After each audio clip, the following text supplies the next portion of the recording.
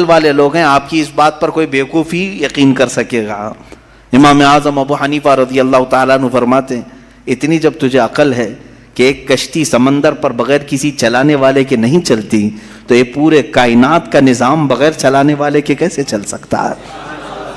برابر وقت پر سورج کا طلوع ہونا، برابر وقت پر سورج کا غروب ہو جانا، چاند کا اپنی منزلوں پر چلنا، اور یہ سمندروں کا برابر اپنے مدار میں رہنا، اور یہ زمین کا طرح طرح کے پودے اگنا، اس میں پھول کا آنا، پھلوں کا آنا، یہ کیا اللہ کے ہونے کی نشانیاں نہیں ہیں؟ کوئی تو ہے جو یہ سارا نظام چلا رہا ہے۔ ہاں تم یہ کہہ سکتے ہو کہ مشینیں ہم چلا رہے ہیں، پنکھے ہم چلا رہے ہیں، لائٹ ہم چلا رہے ہیں، چلاؤ دنیا کی ساری مشینیں چلاؤ، لیکن میں اگر ایک فیلڈ میں آؤں ان دہریوں سے پوچھتا ہوں۔ امام شافعی رحمۃ اللہ علیہ نے کیا جواب دیا؟ میں چاروں اماموں کی بات بتا دیتا ہوں۔ چاروں اماموں نے رب ذوالجلال کے وجود کے متعلق کیا کیا کہا ہے۔ امام مالک نے تو یوں فرمایا، آپ سے پوچھا گیا کہ خدا ہے، انہوں نے کہا ہاں۔ کیا دلیل کیا ہے؟ کہتے ہیں کہ زبانوں کا مختلف ہونا، انسانوں کی زبانوں کا الگ الگ ہونا اور الگ الگ نسلوں کا ہونا، یہ اللہ کے وجود کی دلیل ہے۔ امام شافعی سے پوچھا گیا آپ کوئی دلیل دیں گے کہ کوئی ہے؟ آپ نے کتنی پیاری بات فرمائی، ارشاد فرماتے ہیں شہتوت کا درخت دیکھا ہے؟ شہتوت کا درخت آپ نے دیکھا ہے؟ شہتوت جو ہے بہت باریک باریک سے پھل ہوتے ہیں، میٹھے ہوتے ہیں، اور اس کا پتا جو ہے وہ کئی قسم کے جانور کھاتے ہیں۔ شہتوت کے پتے کو شہد کی مکھی بھی چوستی ہے، شہتوت کے پتے کو گائے بکریاں بھی کھاتی ہیں، ہرن بھی کھاتی ہے، یہ سب کے سب شہتوت کے پتے کو کھاتے ہیں۔ شہتوت کا پتا ایک رنگ کا ہوتا ہے، ایک ہی ٹیسٹ کا ہوتا ہے۔ امام شافعی فرماتے ہیں شہد کی مکھی اسی شہتوت کے پتے پر بیٹھتی ہے، چوستی ہے، اور اپنے چھتے میں جا کر کے شہد اگل رہی ہے۔ بکریاں اور گائے اس شہتوت کے پتے کو کھاتی ہیں، مینگنیاں ڈال رہی ہیں یا دودھ دے رہی ہیں۔ اسی شہتوت کے پتے کو ہرن کھاتی ہے، ہرن نافع پیدا کرتی ہے جو مشک کی طرح ایک نافع ہوتا ہے، نہایت ہی اچھی خوشبو اس کے اندر آتی ہے۔ امام شافعی فرماتے ہیں ایک شہتوت کا پتا بکری میں جائے تو الگ اثر کرے، شہد کی مکھی میں جائے تو الگ اثر کرے، گائے میں جائے اور ہرن میں جائے تو الگ اثر کرے، آخر ایک شہتوت کے پتے سے نافع، دودھ اور شہد بناتا کون ہے؟ بناتا کون ہے؟ اسی میں امام شافعی فرماتے ہیں ہم روٹی کا ایک ٹکڑا کھاتے ہیں، روٹی کا ایک ٹکڑا کھاتے ہیں، اندر جسم میں یہ روٹی جانے کے بعد آپ سب کو معلوم ہے اس میں سے کچھ حصہ گوشت بنتا ہے، کچھ حصہ خون بنتا ہے، کچھ حصہ پیپ بنتا ہے، کچھ حصہ منی بنتا ہے، باقی کا بچا ہوا فضلہ پخانہ بن کر نکل جاتا ہے۔ ایک روٹی گیہوں کی کھاؤ، جو کی کھاؤ، جوار کی کھاؤ، روٹی ایک ہی طرح کی ہے، اور اس سے گوشت کون بناتا ہے، خون کون بناتا ہے، اور پیپ کون بناتا ہے، منی کون بناتا ہے، سب کی الگ الگ قسمیں ہیں۔ امام شافعی فرماتے ہیں تمہاری ہزاروں مشینیں ایک طرف، لیکن اندر جو نظام چلاتا ہے وہ کوئی تو ایک ہے، کوئی تو ہے، تمہیں ماننا ہوگا۔ میں دہریوں کے متعلق کہہ رہا ہوں جو ملحدین ایتھیسٹ ہیں، جن کا کہنا ہے کہ کوئی ہے ہی نہیں، کوئی خدا ہی نہیں، تو ان سے میں کہتا ہوں کوئی بتاؤ تو صحیح آخر یہ چلا کون رہا ہے، یہ کون چلا رہا ہے؟ ہمارے جسم کے اندر کا نظام کون چلا رہا ہے؟ اور قرآن نے انہی کی طرف بار بار اشاروں میں بتایا ہے، آیات میں، کہ کیا تم دودھ کو نہیں دیکھتے؟ دودھ کہاں سے پیدا ہوتا ہے؟ کہ اللہ تعالیٰ فرماتا ہے کہ ہم نے دودھ کو گائے کے خون اور اس کے گوبر کے بیچ میں سے پیدا کیا ہے۔ اس کا فضلہ گائے کا گوبر ہے پیٹ کے اندر، اور اس کا خون بھی ہے، خون نہایت ہی سرخ، گوبر نہایت ہی الگ رنگ کا، اور اس کے بیچ سے صاف و شفاف دودھ کا نکلنا، دودھ آتا ہے، نہ کبھی اس میں گوبر کی بو آئی، نہ کبھی خون کا رنگ آیا۔ قرآن کہتا ہے آخر یہ کون ہے جو اس طرح صاف ستھری غذا نکالتا ہے تمہارے لیے؟ کیا شہد کی مکھی کو نہیں دیکھتے؟ قرآن کہتا ہے جب وہ ڈنک مارتی ہے تو اس کے زہر کا کوئی علاج نہیں ملتا۔ شہد کی مکھی اگر ڈنک مارے تو زہر چڑھ جاتا ہے اور کئی لوگوں کی موت بھی ہوتی ہے، لیکن وہی اپنے چھتے پہ بھی تھوکے تو وہ نہایت ہی میٹھی غذا ہے، نہایت ہی میٹھی غذا ہے۔ شہد کی مکھی اپنا رس چھتے پر ڈالے تو وہ دنیا کی سب سے اچھی غذا، وہی اگر کسی کو ڈنک مارے تو سب سے برا زہر ہے۔ اعلیٰ حضرت رضی اللہ تعالیٰ عنہ نے اپنے آپ کو یوں فرمایا ہے کہ میں وہ شہد کی مکھی ہوں جس کی مٹھاس کا بھی جواب نہیں، جس کے ڈنک کا بھی جواب نہیں۔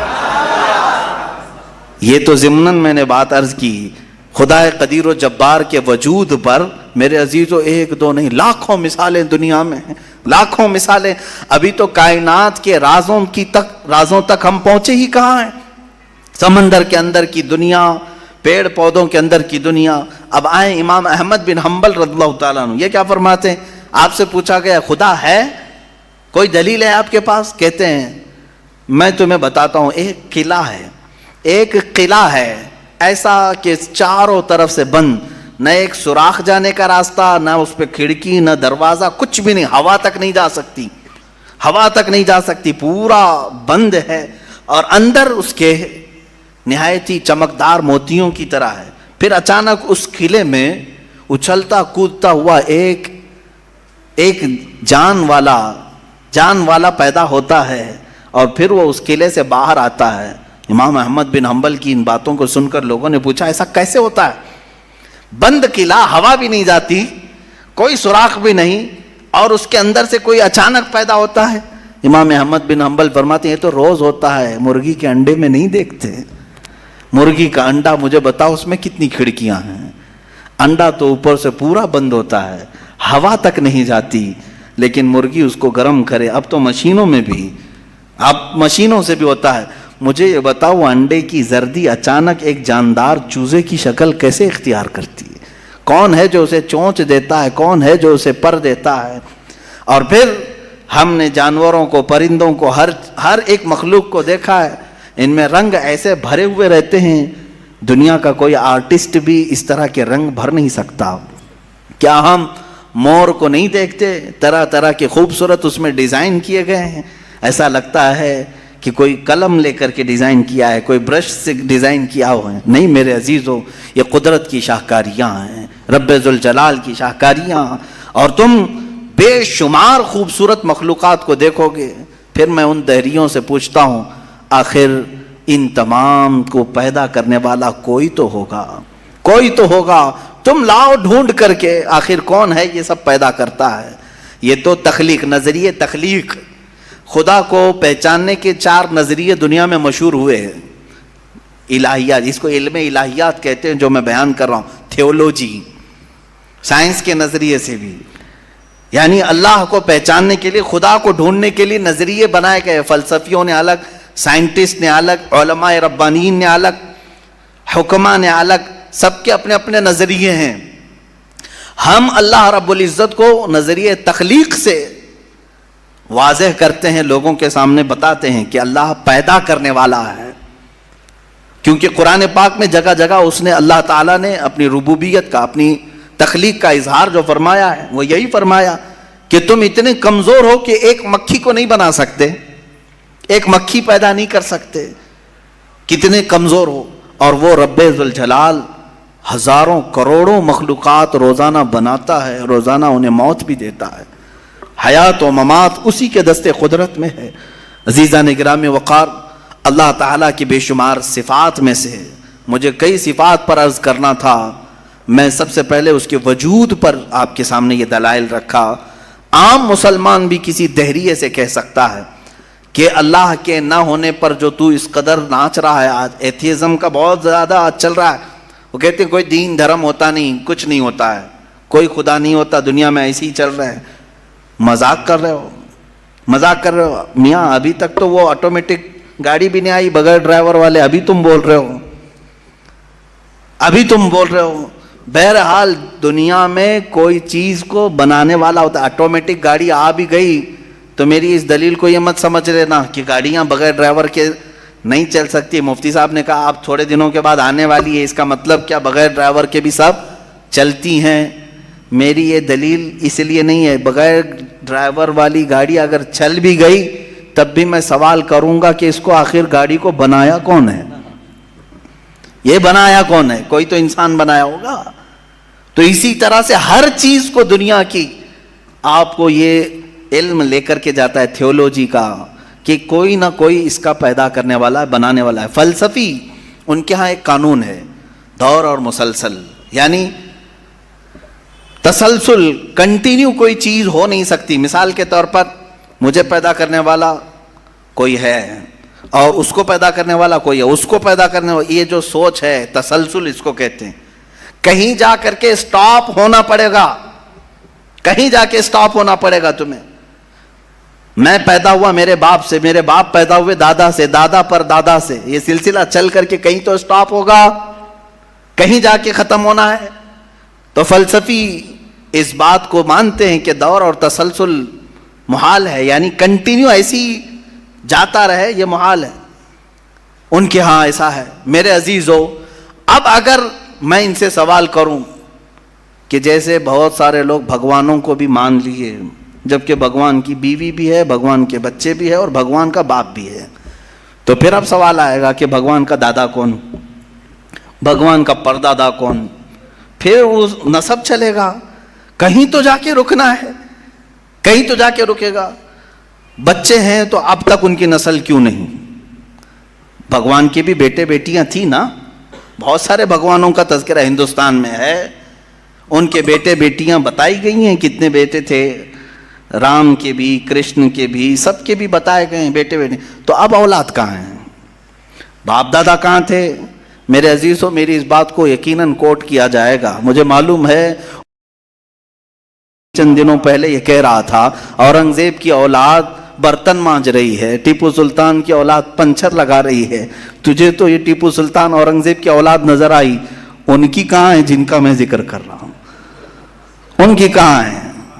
اور بہرحال اورنگزیب اور ٹیپو سلطان ان تمام کو چھوڑو، ان کی اولاد کو تو نے برتن مانجتے یا پنچر لگاتے تو دیکھا اللہ نے تو تجھے بانج بنا کر رکھا ہے.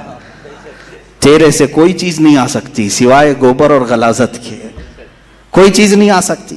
میرے عزیزوں، میں یہاں عرض یہ کر رہا ہوں دور اور تسلسل، کہ اگر اس طرح کسی کا باپ ہے تو پھر دادا بھی ہوگا، دادا ہے تو پردادا بھی ہوگا، یہ چلتا رہے گا سلسلہ.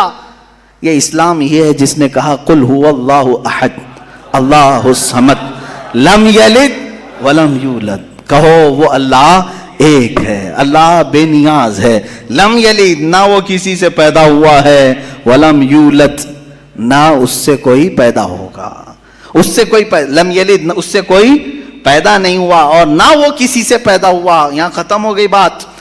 اب نہ میرے خدا کا کوئی باپ ہے، نہ بیٹا ہے، نہ بھائی ہے، نہ بہن ہے، کہیں یہ تصور آئے گا ہی نہیں. تم ہم سے یہ سوال نہیں کر سکتے کہ اللہ کے آباء و اجداد کہاں ہے، اولاد کہاں ہے. ہم نے خدا کو مانا ہی ایسے ہے کہ وہ جسم و جسمانیت سے بھی پاک ہے، رشتہ داری سے پاک ہے، کوئی نہ اس کا ہمتا ہے، ایک ہی سب کی سنتا ہے.